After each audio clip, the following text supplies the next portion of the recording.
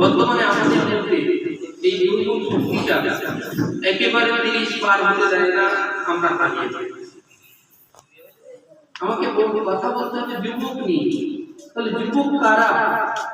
যুবক তারাই 12 থেকে 30 এর মধ্যে আমাদের যাদের বয়স আছে, আমরা একদম প্রথম সারির যুবক। তারপরে 30 থেকে 40 ওনারা প্রথম সারির যুবকের মধ্যে থাকতে পারে না। যুবকদের ইবাদত আল্লাহ দরবারে সব থেকে প্রিয় এবং পছন্দনীয় কেন? যুবকদের ইবাদত আল্লাহর কাছে গ্রহণীয় কেন? যুবকদের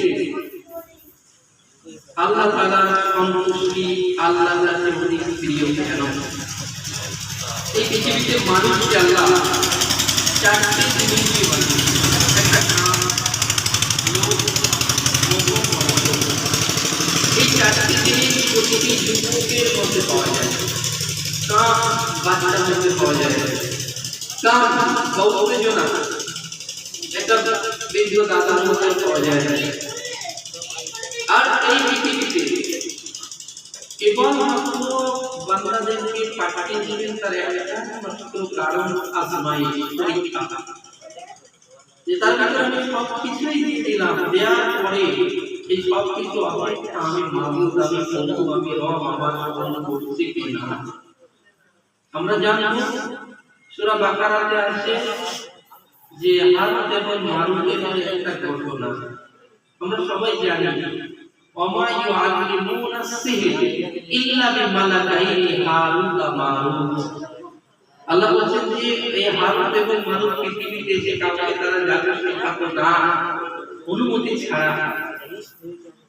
এটা শাব্দিক তর্জমা। এই আয়াতের সামনে নজরটা কি? মানুষকে তৈরি করার পরে যখন এরা আল্লাহর ইবাদত করে না, নাফরমানি করে, জিনা করে, ব্যভিচার করে, আল্লাহ রাসূলকে বলছেন আল্লাহ তোমাকে নিষেধ করেছিলাম এদেরকে মানাতে, কিন্তু মানানোর পরেও এরা সেই অবাধ্যতা এদের মধ্যে বৃদ্ধি পেয়েছে। আল্লাহ নাকি বলেছেন ফেরেশতা ওদেরকে চারটি জিনিস বানিয়েছি, তোমাদের সেই চারটি জিনিস। ফেরেশতা হারুত এবং মারুত আল্লাহকে বললেন আল্লাহ যদিও আমাদের মধ্যে এটা থাকে তারপরেও আমরা এই মানুষের মতো অবাধ্যের কোনো কাজ করি। আল্লাহ তাদের ভিতরে শুধুমাত্র কাম দিয়ে দিল, যেটা যুবকের মধ্যে থাকে। যখন কাম দিয়ে দিল, পৃথিবীতে অবতার হলো জামিলা নামক এক মেয়ের সঙ্গে জেনা করে বসল। আল্লাহ পাক শাস্তি স্বরূপ সেই দুই ফেরেশতার পায়ে